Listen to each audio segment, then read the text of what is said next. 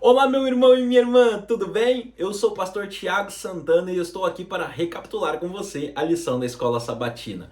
Mas antes de nós entrarmos no estudo da semana, eu gostaria de te convidar a inscrever-se nesse canal e ativar o sininho das notificações, porque você irá receber assim as notificações aí dos novos conteúdos que nós lançarmos aqui semanalmente e assim você vai poder assistir em primeira mão a cada conteúdo que aqui nós postarmos. Também não deixe de curtir esse vídeo e compartilhar nos grupos da sua igreja, nos grupos da sua família, nos grupos dos amigos, para que o máximo de pessoas junte-se a nós no estudo da palavra de Deus, que está uma bênção esse trimestre, o estudo do livro de Êxodo. Também comente.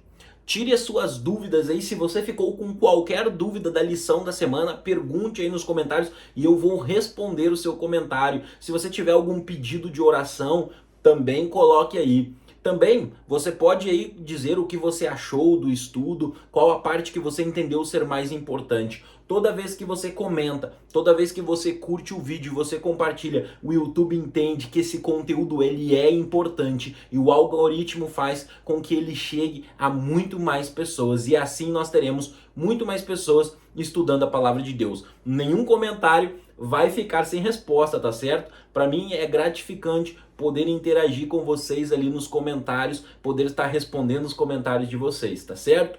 Bom, sem mais delongas, nós chegamos ao terceiro estudo do nosso guia sobre o livro de Êxodo. O título do nosso estudo dessa semana, da lição dessa semana é Começo Difícil. Até então nós vínhamos estudando nos dois primeiros temas que estudamos aqui nas duas primeiras semanas sobre o chamado de Deus para Moisés, né? Foi nos apresentado no início do livro de Êxodo as tribulações que o povo de Israel, o povo hebreu estava enfrentando ali no Egito. E agora chegou o grande momento de Moisés, como instrumento de Deus, apresentar-se juntamente com Arão diante de Faraó e diante dos sábios de Faraó, para levar as palavras de Deus, ser um instrumento de Deus para a libertação do povo. E aí, nesse sentido, nós vamos ler o verso para memorizar, para iniciarmos as nossas reflexões e os nossos comentários aqui da lição. O verso para memorizar dessa semana, ele encontra-se em Êxodo capítulo 5, verso 1 e 2, onde nos é dito assim: Depois Moisés e Arão foram e disseram a Faraó: Assim diz o Senhor, Deus de Israel, deixe o meu povo ir, para que me celebre uma festa no deserto. Faraó respondeu: Quem é o Senhor, para que eu ouça a sua voz e deixe ir Israel? E aí diz o texto ainda: Não conheço o Senhor e não deixarei ir Israel. Este é o primeiro momento, e se nós pegarmos aqui o sábado, a lição de domingo e a lição de segunda-feira, elas giram em torno aqui do capítulo 5, que tem exatamente esses versículos no início e que dão a tônica deste capítulo, que é Faraó não reconhecendo o Deus de Israel e oferecendo resistência para liberar o povo, para libertar o povo. E se nós formos aqui na lição de domingo, avançando para a lição de domingo, quando nós vamos começar a nos aprofundar nesse texto, essa expressão de Faraó, nessa pergunta de Faraó, quem é Deus, ela pode ser interpretada de duas formas diferentes. Alguns estudiosos entendem que quando Faraó pergunta quem é o Senhor, quem é o Deus de Israel, ele está aqui tripudiando, né? Ele estaria tripudiando, estaria de alguma forma menosprezando, né? Rebaixando, diminuindo a divindade dos hebreus. E talvez isso fosse até possível e fosse exatamente o que o faraó queria dizer. Até porque, se nós formos parar para pensar, queridos, dentro da estrutura de pensamento do Antigo Oriente, quando duas nações lutavam, a nação que vencia, o Deus daquela nação era mais poderoso que o da nação vencida. Havia uma compreensão dentro do Antigo Oriente Próximo que o que acontecia no cenário aqui na Terra também tinha que ver com o que estava acontecendo no cenário celeste, certo? Entre as divindades. Então, o faraó, ele olha obviamente para um povo que é subserviente a ele, um povo que está escravizado por ele, E obviamente ele vai entender que a divindade desse povo é uma divindade inferior às divindades que ele representa e até mesmo a ele. Porque lembremos que o próprio faraó era considerado uma divindade no Egito. Então é bem possível, de fato, e talvez essa seja a interpretação mais razoável, de que o faraó aqui ele estivesse tripudiando, e talvez até com todo esse pano de fundo em mente, com toda essa compreensão, né, essa cosmovisão que ele tinha de que as divindades egípcias eram mais poderosas que a divindade de Israel, e não somente que a divindade de Israel, mas a das outros povos que ele também dominava sobre, por exemplo, ali na região do Levante, né, tu pegar ali a terra de Canaã. Então o faraó ele compreendia certamente que as divindades egípcias eram melhores e mais poderosas que as divindades dos povos de Canaã. Afinal de contas, se assim não fosse, os povos de Canaã não estariam servindo ao Egito e não estariam sob o jugo egípcio durante tanto tempo. Então é bem possível que essa pergunta de faraó ela tenha exatamente esse pano de fundo, né? Ele dizendo assim, olha, vocês estão como escravo aqui, né? Quem é Deus, né? Ou seja, eu sou maior, as divindades egípcias são maiores do que esse Deus aí, né? E aí é interessante porque talvez, e nós vamos nos aprofundar na lição da próxima semana, na questão das pragas, talvez as próprias pragas, a forma como as pragas atingem, né, atacam as divindades egípcias, e os próprios primeiros sinais que Moisés faz é exatamente para mostrar que as divindades egípcias elas não são nada, elas são inferiores ao Deus de Israel. Então parece até ser uma resposta de Deus exatamente a essa indagação de Faraó, ou seja, eu vou mostrar para Faraó quem eu sou. Esse é um primeiro ponto. Mas também tem alguns autores que interpretam como se de fato aqui o Faraó de forma mesmo ele não soubesse o nome do Deus de Israel, né? Ele desconhecesse o Deus de Israel. Mas me parece que esse não é o melhor caminho, por todos esses motivos que eu citei na argumentação anterior, e também pelo fato de que a forma como o faraó busca resolver as coisas não é de alguém que, tipo assim, ignora aquela divindade e que não, tipo assim, ele desconhece, e aí então ele seria, vamos dizer assim, inocente. Muito pelo contrário, o que parece é que ele já quando ele começa a oprimir os hebreus no início para controlar os hebreus, para que se houvesse qualquer revolta de outro povo, os hebreus não se juntassem contra ele, e agora parece que ele vai exatamente colocar cargas maiores sobre os hebreus, exatamente numa tentativa de controlá-los. Né, dizendo, por exemplo, como ele diz, para que eles não acreditem em mentiras, em palavras mentirosas e tudo mais. Então me parece que a primeira forma de entender o texto ela é mais razoável, como um desdém de Faraó ao Deus de Israel. Talvez ele realmente não tivesse um conhecimento teológico acerca da divindade de Israel propriamente dita, mas o fato de Israel ser um escravo dele, de Israel ser um povo servo dele, levasse ele à compreensão de que, obviamente, independente de quem fosse essa divindade dos hebreus, ela era inferior a ele e inferior às divindades do Egito. Então, e o livro de Êxodo, nós vamos ver nos capítulos, especialmente aqui nas pragas, na abertura do Mar Vermelho e tudo mais, nós vamos ver que exatamente essa pergunta de Faraó parece que ela vai ecoando, né? Como se essa pergunta de Faraó ela tivesse no ouvido, assim, né? A todo momento. Quem é o Senhor? E a cada praga, a cada ato extraordinário do Senhor, essa pergunta vai sendo respondida. E é interessante, depois nós vamos enfatizar isso, porque no capítulo 6 o Senhor diz, né? Eu vou livrar Israel com julgamentos, né? Com sinais, né? Então vou executar julgamentos sobre o Egito, sinais sobre o Egito. Então parece que a cada momento em que Deus intervém e os egípcios são reféns do poder do Senhor e sofrem com o poder do Senhor, essa pergunta vai sendo respondida como se Deus estivesse dizendo assim para Faraó: ó Faraó, eu que estou fazendo isso. Tá? Se você não me conhecia, me conheça, tudo bem? É como se Deus estivesse fazendo isso com o Faraó, tá certo? Então, e aí a gente vê, né? Nós mencionamos nos estudos anteriores a questão do fazer os tijolos, né? Era amplamente comum dentro do Egito que seus escravos fossem colocados para fazer tijolos, especialmente no Império Novo, né? No Império Novo, que é exatamente esse que nós estamos agora, o período que nós estamos comentando, que é o período que os israelitas estão no Egito, que começa após a expulsão dos Hicsos do Egito, né? Nós temos o Império Antigo, né? Nós vamos ter o Império Intermediário com os Hicsos e nós vamos ter o chamado Império Novo a partir da expulsão dos Hicsos do Egito. Pois bem, agora o que o faraó vai fazer? E arqueologicamente é demonstrado, tá, queridos, que de fato os egípcios usavam palha para dar ali, para fazer os seus tijolos, tá? E agora o que ele faz? Ele vai tirar a palha, né? Vai dizer, olha, nós não vamos mais entregar palha, vocês vão ter que ir atrás da palha.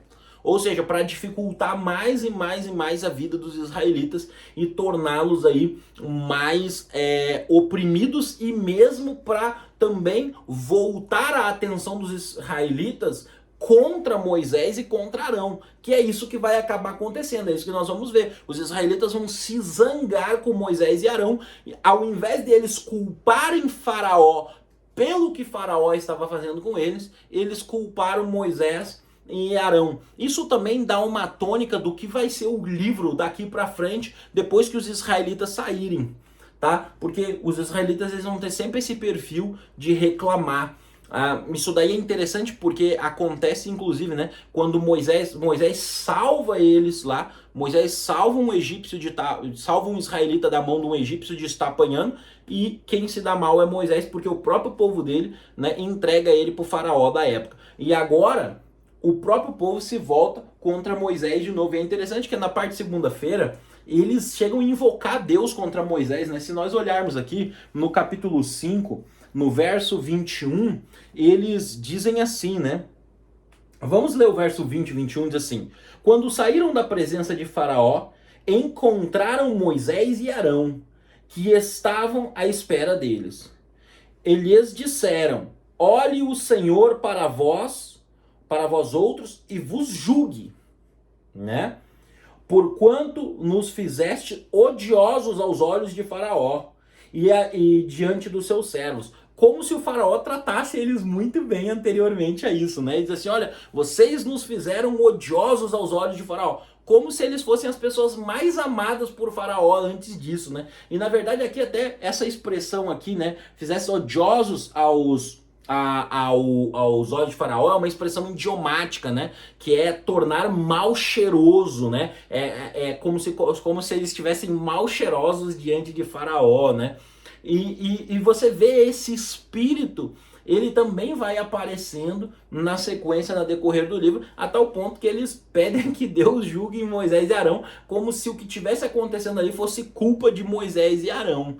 Mas na verdade Deus, em sua infinita sabedoria, Deus sabia que isso aí iria acontecer, e exatamente porque Deus sabia que isso iria acontecer, Deus permitiu que acontecesse, exatamente para que no momento em que Deus começasse a agir de forma extraordinária, não ficasse sombra de dúvida do poder de Deus e do que Deus estava fazendo, tá certo?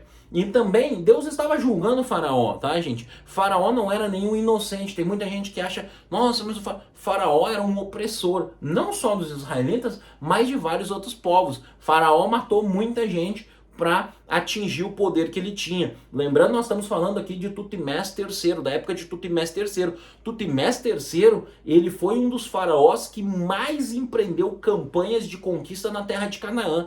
Então, ele derrotou muita gente, matou muita gente, escravizou muita gente. Então nós não estamos falando aqui de uma pessoa, né, boazinha, né, de uma pessoa que tinha qualquer tipo de respeito ou benevolência por aqueles que estavam debaixo do seu jugo. Muito pelo contrário. E mais o povo, né, acabou atribuindo a culpa a Moisés, como é algo que nós vamos ver acontecendo em diversos momentos. Agora, Deus, depois de tudo isso, Deus vai agora falar com Moisés, né? Novamente Deus se volta para Moisés, e aí nós vamos ter uma ênfase especial aqui a partir da terça-feira no capítulo 6 e o início do capítulo 7. Esse capítulo 6 ele é um capítulo muito, muito importante, e ele nos apresenta aqui algumas coisas bem interessantes acerca de Deus e do que ele iria fazer. Então eu quero ler com vocês do verso 2 em diante. Por quê? Porque no final do capítulo 6, no verso 22, Moisés vai indagar a Deus. É interessante isso, né? Porque o povo de Israel culpa Moisés pelo que está acontecendo, e Moisés vai indagar a Deus agora, perguntando para Deus por que Deus permitiu, né? Por que Deus estava permitindo que aquilo acontecesse com o povo dele, né? Como se Deus também tivesse culpa daquilo que Faraó estava fazendo. Agora, quando nós olhamos para o capítulo 6, vem a resposta divina, do verso 2 em diante, que diz assim: falou mais Deus a Moisés e lhe disse: eu sou o Senhor. Apareci a Abraão, Isaque e a Jacó, né, como Deus Todo-Poderoso. Mas pelo meu nome, o Senhor, não lhes fui conhecido.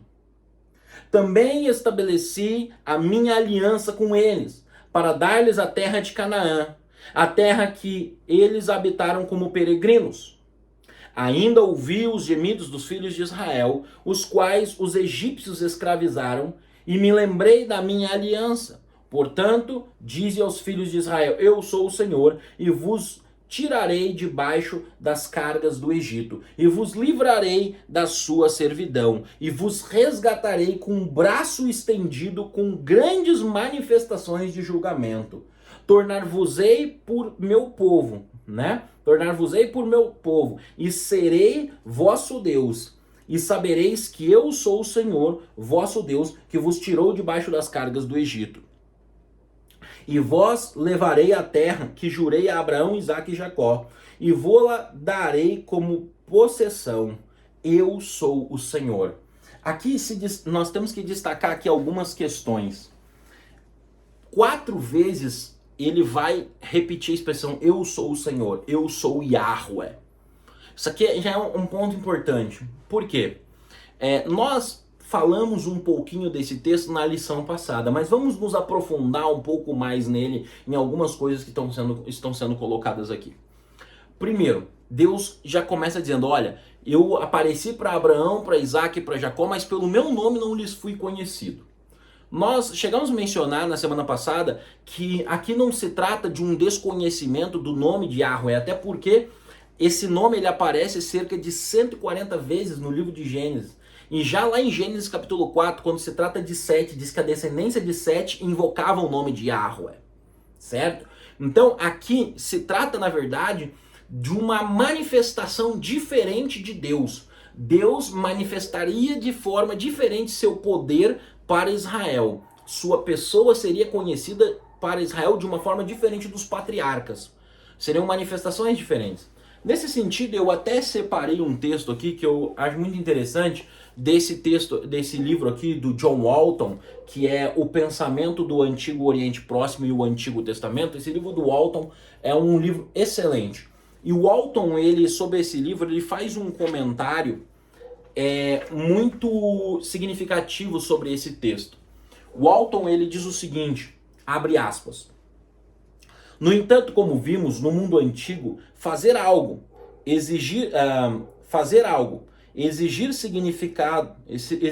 significa funções, né? Desculpe. No entanto, como vimos no mundo antigo, né? Fazer algo, existir, significa dar funções e nomes. Podemos indagar se há algo específico em que o nome tenha em vista.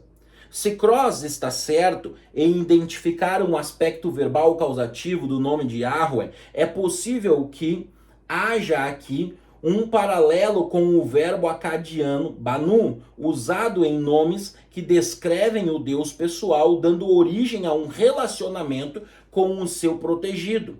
Descrevem não tanto um conceito de nascimento físico, mas o início de um relacionamento. Nesse caso, o nome Yahweh designaria um Deus que cria, no sentido de um Deus que entra em um relacionamento. Esse poderia ser um epiteto bastante genérico para uma divindade pessoal, mas também poderia estabelecer as bases para o conceito central de um Deus pactual, pois o ato de dar origem torna-se sinônimo de escolher, eleição. Podemos lembrar que o ato criador, além de nomear e determinar a função, com frequência envolve-se separar de maneira que Israel é separado e recebe uma função. Portanto, Yahweh está fazendo com Israel, com os israelitas, né, com que existam como povo da aliança. O que o John Walton está trabalhando aqui? Ele trabalha a ideia exatamente assim, ó. Quando tu pega os nomes, tu trabalha a teogonia, né, no Oriente Próximo, você vai ver que algumas divindades tinham cerca de 50 nomes, como Marduk. E os nomes estão atribuídos às funções dessa divindade, às várias faces dessa divindade. E algumas divindades do Antigo Oriente Próximo eram aclamadas exatamente por ter vários nomes, desempenhar várias funções. Só que na Bíblia hebraica, uma das primeiras coisas que nós não temos é uma teogonia, nós não temos nada acerca de um nascimento da divindade. No Antigo Oriente você tem. No Antigo Oriente você tem divindades que nascem por causa de relação com outras divindades e várias outras formas que você tem de uma divindade ter origem. Geralmente as divindades tinham origem através da interpretação de fenômenos da natureza. Então era atribuída à chuva, ao trovão e etc. uma divindade observando aquela ação na natureza. Na Bíblia hebraica, Deus ele não tem origem, porque Deus ele é eterno. Então não existe necessariamente uma teogonia na Bíblia hebraica, não existe uma origem do Deus de Israel, o nascimento do Deus de Israel, porque ele é eterno. Agora, existe um aspecto do nome do Deus de Israel que relaciona-se ali com a cultura da época, que tem que ver exatamente na esfera da ação, na esfera do relacionamento. O nome tinha que ver da esfera do relacionamento, do que a pessoa fazia, de como a pessoa agia. E nesse sentido, Yahweh ele se apresenta como o Deus do pacto, o Deus da aliança, o Deus pactual em Êxodo. E por isso, principalmente você vê ele em vários momentos repetindo essa ideia da aliança, ou a aliança está como pano de fundo e ele, eu sou Yahweh, eu sou Yahweh. Então eu volto a enfatizar aquilo que eu destaquei um pouco semana passada, que a ideia aqui não é que os patriarcas não conheceram o nome de Deus, mas é que a face de Deus que seria conhecida agora pelos israelitas é diferente daquela que os patriarcas conheceram. Né? E aí eu menciono, os patriarcas não viram as 10 pragas, os patriarcas não viram a morte dos primogênitos, os patriarcas não viram o mar vermelho se abrir, os patriarcas não viram a coluna de fogo, não viram a nuvem, não viram o Sinai fumegar, os patriarcas não viram nada dessas coisas. Então, agora Deus ele vem muito mais como um Deus pessoal, e tá com eles de uma forma muito mais intensa, vai introduzi-los na terra como um cumprimento dessa aliança, tá certo? Então, isso é importante. Agora, um outro aspecto interessante desse relacionamento com Deus, com Israel, né, com os hebreus, nós encontramos no verso 6. E aí eu quero destacar algo aqui. Porque no verso 6 diz assim, ó: porque dize aos filhos de Israel, eu sou o Senhor, e vos tirarei debaixo das cargas do Egito, e vos livrarei da sua servidão, e vos resgatarei com braço forte. Eu quero destacar essa expressão resgatarei. Existe um termo no hebraico bíblico, que ele acontece algumas vezes na Bíblia, que é o Goel. O Goel, ele é o resgatador e também o vingador de sangue. No caso, né, quando alguém tirava a vida de uma pessoa, o Goel, né, o resgatador, ele podia ir lá e também ceifar a vida daquele que tirou a vida do seu irmão, ou enfim, do seu parente ali. Mas você tem o Goel como resgatador, como por exemplo você tem no livro de Ruth. Se nós lembrarmos do livro de Ruth, lá que o Boaz ele quer casar com Ruth, ele quer resgatar ali, né, a Ruth e Noemi, só que ele tem que ir porque um outro resgatador tinha prioridade. Então ele vai lá e conversa, olha, você vai querer resgatar ela? Não, não vou querer. Aí o Boaz vai lá e resgata a Ruth. Né? E o resgate de Ruth lá do Goel, ele simboliza, né, o grande resgate final, que é de Jesus resgatando a humanidade mais na frente. Agora Deus vem como o Goel de Israel, né? E aqui é usado na forma de participial, né? Gaal, como resgatador. Queria dizer, esse termo ele é importantíssimo do ponto de vista teológico. Porque Deus aqui ele está se apresentando como resgatador de Israel. Ele vai vai trazer um resgate. Só que esse resgate ele é um tema teológico importante em toda a Bíblia. Que se você for parar para pensar, e Deus ele resgata Israel nesse caso aqui através de Moisés. Só que se você for expandir essa ideia, o próprio Messias ele é descrito como alguém semelhante a Moisés. Nós lembramos de Deuteronômio 18, o próprio Moisés diz, né? Olha, Deus levantará alguém semelhante a mim. Assim como Moisés, lá no Monte Sinai, deu os mandamentos, né? Atravessa o Mar Vermelho, lidera o povo na travessia do Mar Vermelho. Você tem Jesus mais tarde, depois, né, de ele ter passado 40 dias no deserto, como Moisés passa com o povo 40 anos no deserto. Jesus vai ao monte, né, ao monte, pregar o sermão do monte, e ele diz, né, ouviste o que foi dito aos antigos. Aquilo dali é um eco do Monte Sinai. Então, aqui essa ação redentiva de Deus, a ação de salvação de Deus, de ser o Goel, de ser o resgatador de Israel, ela é uma ação que ela vai reverberar em toda a Bíblia. E ela alude a uma redenção muito maior, a redenção final. E a redenção que é feita na cruz do Calvário, quando Jesus morre para resgatar todos aqueles que estão escravos do pecado, escravos da servidão, escravos do reino das trevas. Então, nós somos resgatados do reino das trevas mediante ao sacrifício de Cristo, né? Ao Goel, que é Jesus, que é o nosso resgatador. Então, aqui tem uma perspectiva teológica muito profunda em torno dessa ideia de Deus resgatar Israel, que, se você olhar o resgate imediato, só que é um resgate que também ele aponta para o futuro. Se nós pararmos para pensar, antes de Israel sair do Egito, você tem a Páscoa, o Cordeiro Pascual. Mais tarde, Paulo vai dizer lá em Coríntios, no capítulo 5, versos 6 e 7, né, 1 Coríntios 5, 6 e 7, Paulo vai dizer, Cristo é o nosso Cordeiro Pascual. Desculpa, 2 Coríntios, Cristo é o nosso Cordeiro Pascual.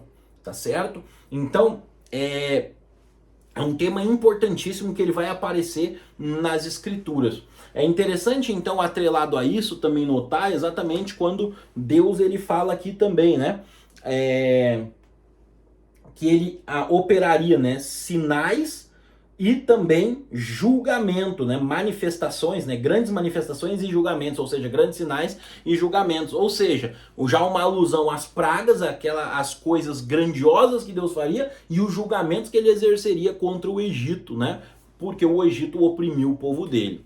Se nós avançarmos, queridos, então na nossa lição, e aqui eu queria destacar, ainda na parte terça-feira, né, as 4 aqui ênfases que é dado nesse texto, né? A primeira, né, vou tirá-los dos trabalhos pesados, né, do Egito.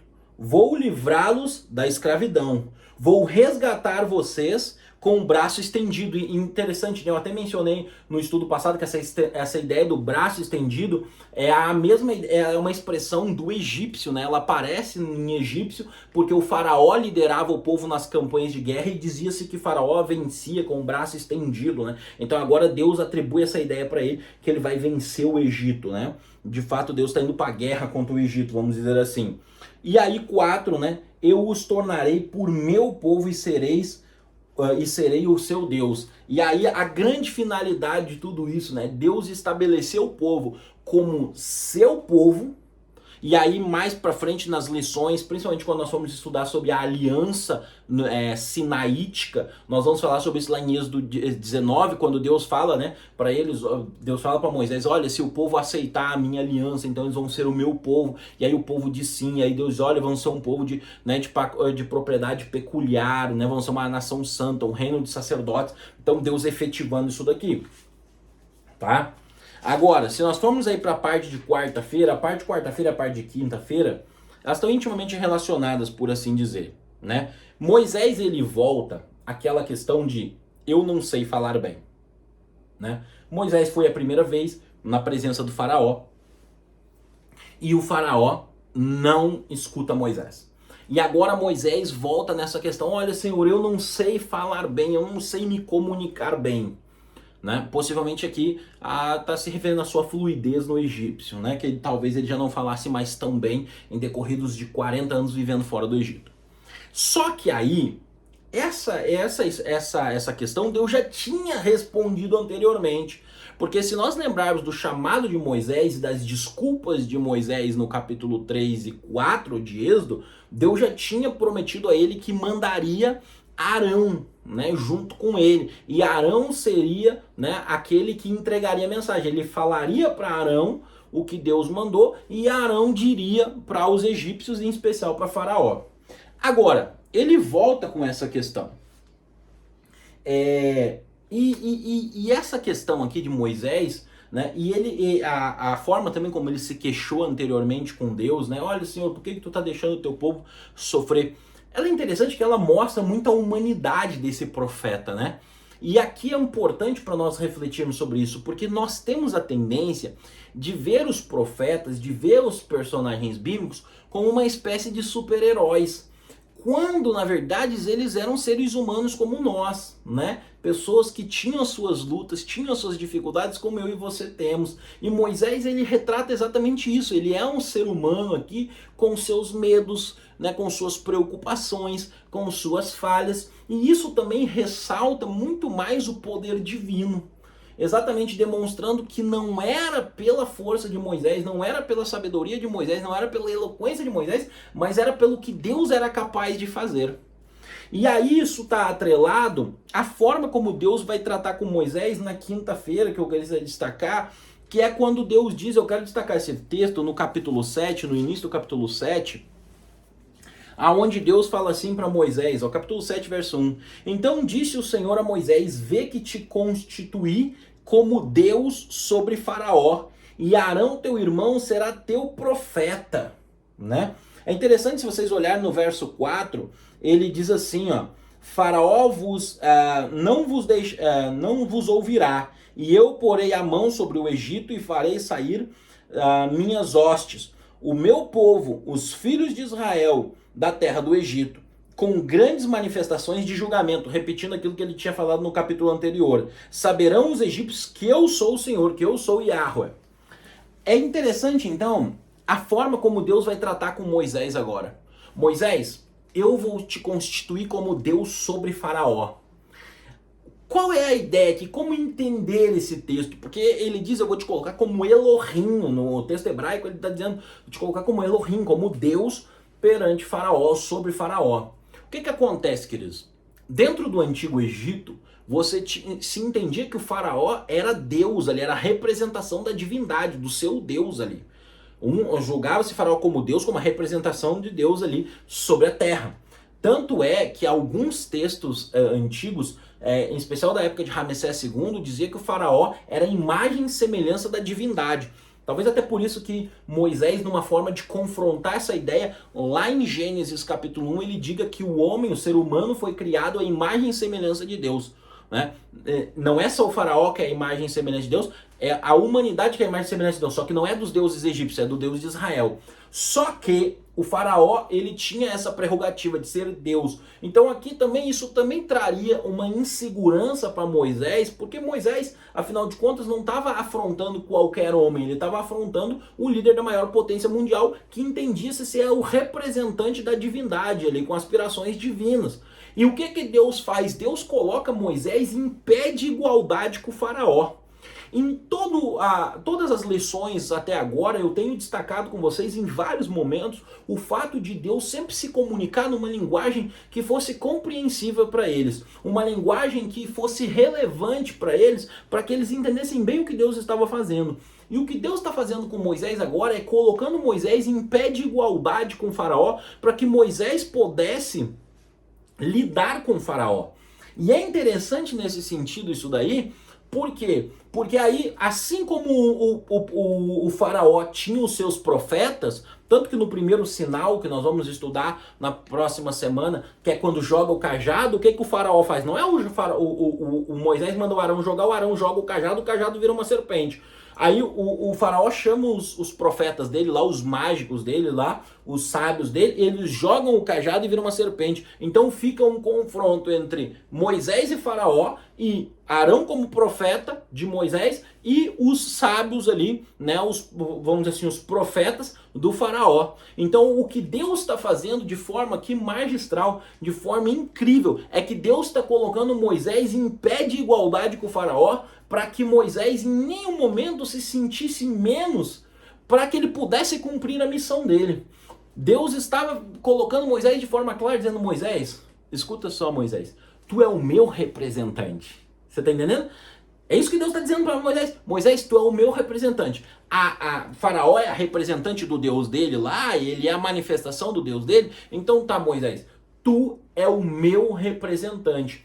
Isso daqui tem que ver se a gente explorar um pouco com a ideia da teologia do reino. A teologia do reino de Deus no Antigo Testamento, ela gira muito em torno dessa questão.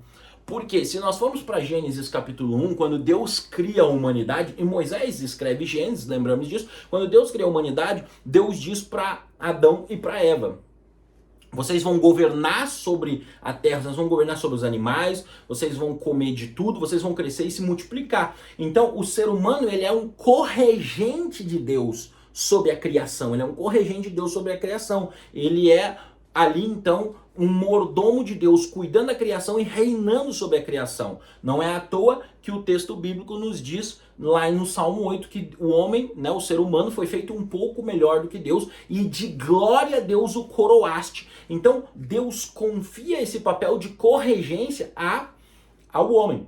Ele deveria crescer, multiplicar, encher a terra, expandindo o Éden, então, levando o Éden adiante e representando Deus sobre a terra. E só que na queda o homem se extravia. Agora, na eleição de Abraão, quando Deus elege Abraão, Deus diz: olha, Abraão, tu vai abençoar todas as famílias da terra. Então, esse papel de levar o nome de Deus sobre a terra, representar Deus sobre a terra, ele é um papel que ele é confiado a Abraão e a sua descendência. Pois bem, quando vem agora pro Êxodo, quem é que no início do capítulo, nos primeiros capítulos do Êxodo, nós destacamos isso, está crescendo e enchendo a terra? Uma alusão a Gênesis 1:28, é o povo de Israel. Moisés faz parte de quê? De Israel. Então Moisés faz parte aqui do povo que tem que estabelecer o reino de Deus sobre a terra. Então Moisés, ele é um representante desse reino de Deus que se estabelece na terra, e que a nação hebraica tinha o papel de levar esse reino de Deus, certo? Porque aquilo que o homem se extraviou lá no Gênesis, Deus não deixou, Deus não desistiu do seu plano de levar o plano dele, de levar o nome dele, de ter representantes dele sobre a terra. Deus não desistiu disso. Só que uma vez que o homem se extraviou, o que Deus fez? Deus escolhe um povo para que esse povo leve o nome de Deus, glorifique o nome de Deus. E esse povo é a descendência de Abraão. Aqui nesse momento, a descendência de Abraão é Moisés e os israelitas. Mas Deus escolhe, em todos os tempos, Deus escolhe um homem para abençoar várias pessoas. Ele não escolheu Abraão por causa de Abraão, ele escolheu Abraão para abençoar outros.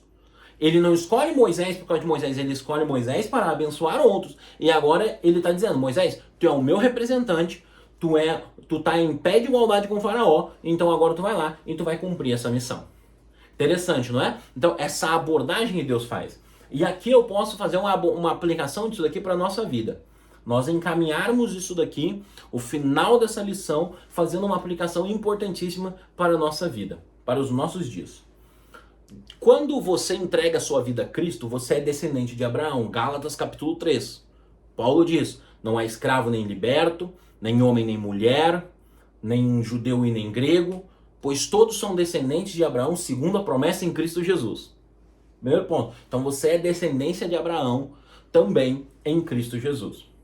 E aí quando você pensa nessa questão, Deus também nos chama para ser luz. Quando você entrega a sua vida a Jesus, você recebe dons. Cada um de nós tem um dom espiritual. Os dons são os mais diversos possíveis. E os dons são usados para o engrandecimento do reino de Deus. Um exemplo, Paulo diz em Efésios capítulo 4 que Deus estabeleceu uns para mestres, outros para pastores, outros para evangelistas e assim por diante. Mas eu queria frisar o que ele diz lá quando ele diz assim, que para o crescimento do corpo de Cristo, para que todos cheguem à plena varonilidade, ou seja, a plena estatura do corpo de Cristo. Ou seja, o dom ele é usado para abençoar o outro. Isso aqui é interessante. É exatamente a ideia. Quando Deus chama Abraão, ele chama para abençoar o outro. Quando Deus chama Moisés, é para abençoar o outro. Quando Deus te dá um dom, não é para o teu engrandecimento pessoal. É para abençoar o outro. É para que o corpo de Cristo, para que os descendentes de Israel, né, o Israel bíblico, né, aqueles que aceitaram a Cristo, que eles sejam abençoados. E outras pessoas também venham ter o conhecimento dessa verdade e serem abençoados através de você, através dos dons. Então o dom, primeira coisa, ele não é pessoal, ele não é para engrandecimento pessoal, mas ele é para a salvação e o crescimento de outras pessoas, para que elas cheguem ao pleno crescimento em Cristo. Dito estas coisas, é muito comum que você, principalmente você, novo converso, ou talvez eu esteja falando para alguém que já se converteu há algum tempo, mas ainda é inseguro em relação ao seu dom. Poxa, mas qual é o meu dom? Né? Para que eu fui chamado? E você se sente inseguro. E aqui eu queria usar a experiência de Moisés para te dizer o seguinte, queridos: Deus vai te colocar numa condição em que tu possa exercer o teu dom. Se Deus te chamou para fazer algo, Deus vai te colocar numa condição de fazer esse algo. Deus coloca Moisés na posição que ele pudesse executar aquele plano. E também, como pastor, eu falo aqui especificamente para aqueles jovens que têm um sonho de estudar teologia, aqueles jovens que têm aspirações ministeriais, têm o sonho de ser um pastor. E talvez você ache muito difícil. Talvez você ache que não tem condições de pagar, talvez você ache que não vai conseguir se formar e tudo mais. Mas deixa eu usar uma frase que eu escutei alguns anos atrás e ela mora no meu coração. Essa frase do pastor Manolo: quem chama, paga a conta. Se Deus te chamou, Ele te colocará no lugar e te dará a possibilidade de você executar aquilo que Ele te chamou para fazer. Não importa as dificuldades. Nada é fácil.